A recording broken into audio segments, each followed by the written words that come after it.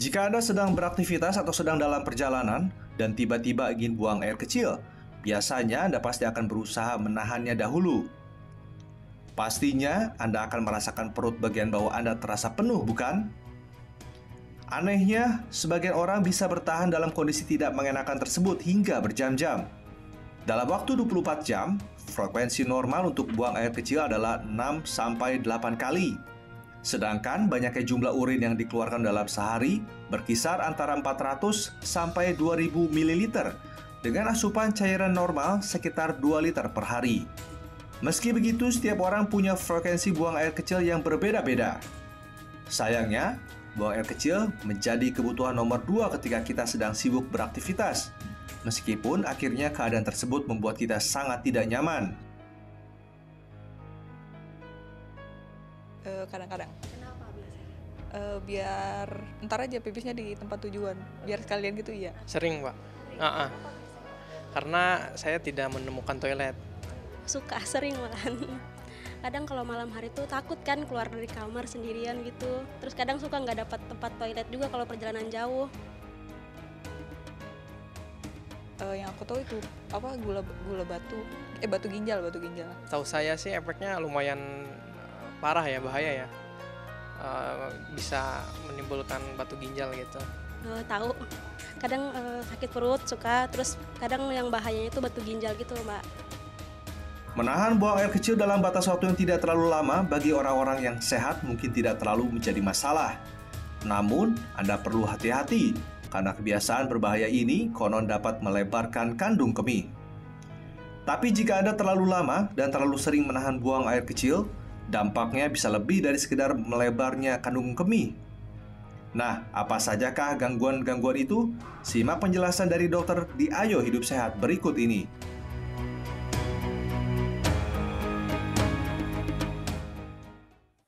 Aduh, tadi enak ya.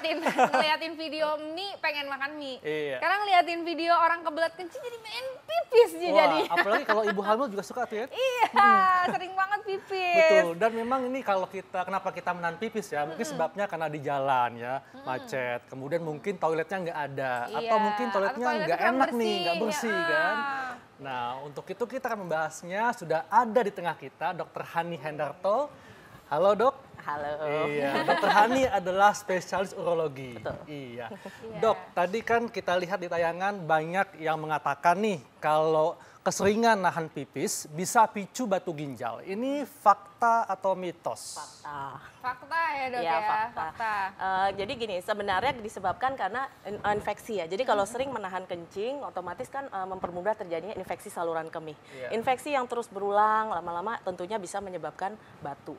Entah itu batu kandung kemih atau batu ginjal, pokoknya batu yang ada di saluran kemih. Karena kita tahu saluran kemih itu terdiri dari ginjal, ureter, kandung kemih, dan uretra.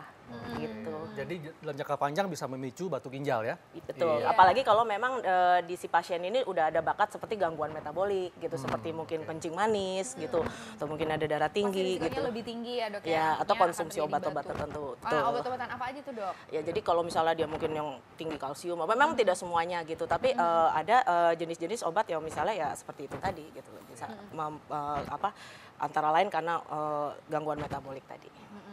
Nah ini ada lagi nih dok, mitos atau fakta selanjutnya ya dok ya. Iya.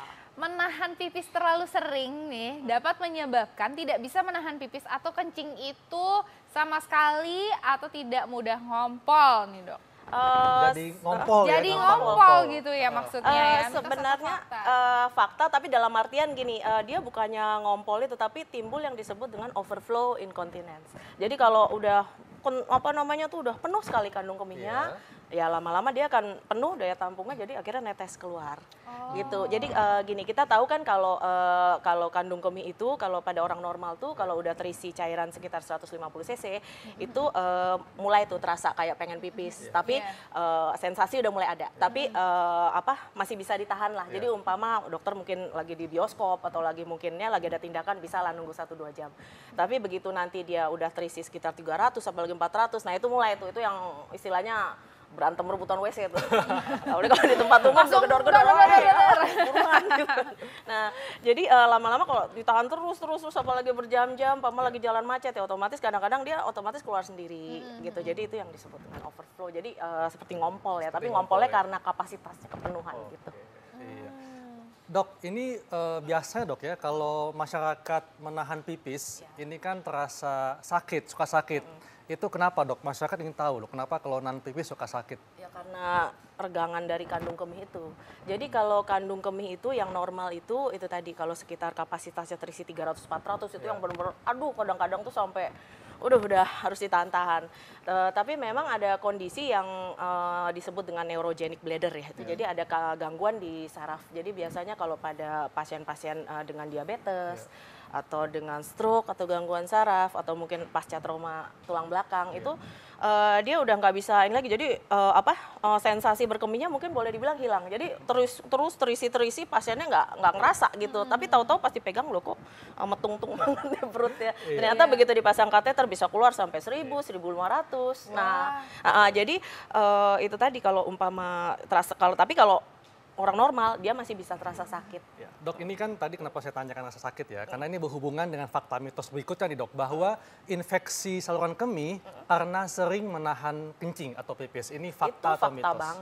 Fakta banget itu tadi. Jadi gini, kalau kandung kemih itu dindingnya kan sebenarnya kalau pada dalam keadaan kosong dia agak seperti kayak lipatan-lipatan gitu ya. Nah, begitu dia penuh, tergang, itu otomatis apabila di situ ada bakteri yang sempat bersembunyi atau apa dia keluar semua. Apalagi kalau itu dibiarkan lama gitu ya, lebih dari 3 jam, 4 jam ya otomatis dia bakteri akan berkumpul di situ. Itu yang akan dan ini menyebabkan gejalanya infeksi. juga sakit juga ya, sakit nyeri Pasti ya. ada sakit, lalu gejalanya antara lain kalau berkemih itu sakit. Iya.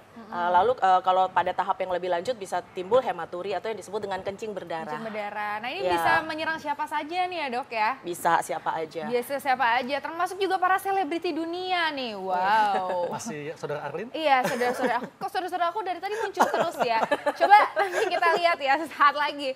Dan juga kita masih akan bahas masih banyak lagi mitos atau fakta selanjutnya ya dok ya. Siap. Tetap di Ayo Hidup Sehat.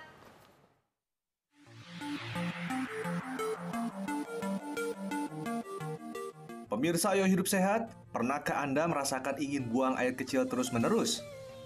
Atau mungkin air seni yang tiba-tiba keluar ketika Anda sedang batuk atau bersin?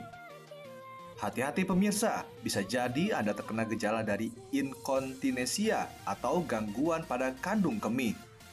Nah, berikut ini adalah sederet selebriti dunia yang diketahui menderita penyakit pada kandung kemih, hasil rangkuman tim Ayo Hidup Sehat.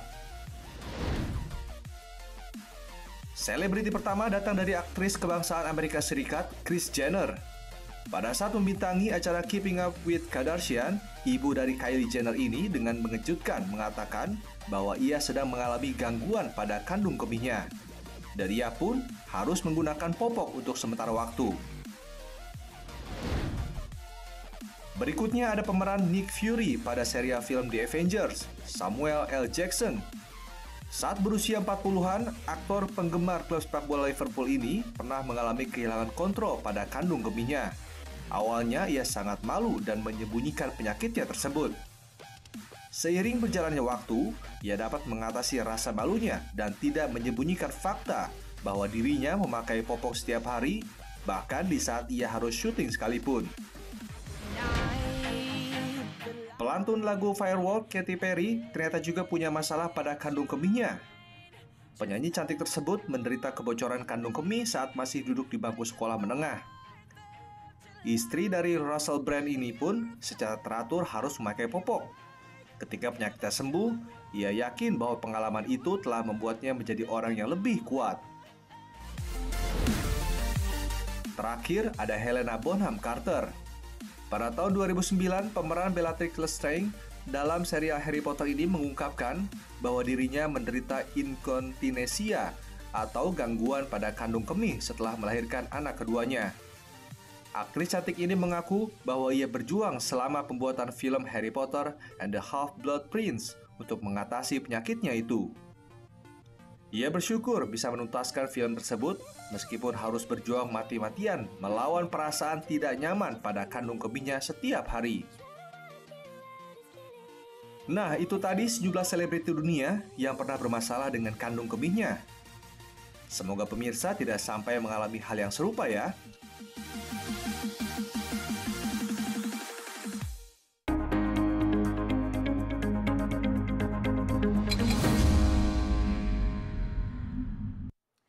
Masih di Ayo Hidup Sehat dan sekarang kita masih membahas mengenai Suka menahan pipis. Yes, menahan pipis. Nah ini gimana caranya sih dok sebenarnya nih ya dok ya, supaya kita sebelum kita bertanya tipsnya nih, kita mau tanya dulu bahayanya nih dok. Masyarakat tuh harus tahu bahayanya menahan pipis.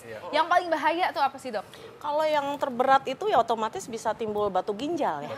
Batu ginjal atau batu saluran kemih lah. Pokoknya kan karena orang awam taunya batu ginjal gitu. Ya memang itu diawali dari kalau yang ringan mungkin ya tadi infeksi. Tapi infeksi berulang lama-lama ya akan bikin tadi batu ginjal ya. Dan gejalanya pasti kalau yang udah parah itu apa namanya kencing tuh rasanya seperti terbakar.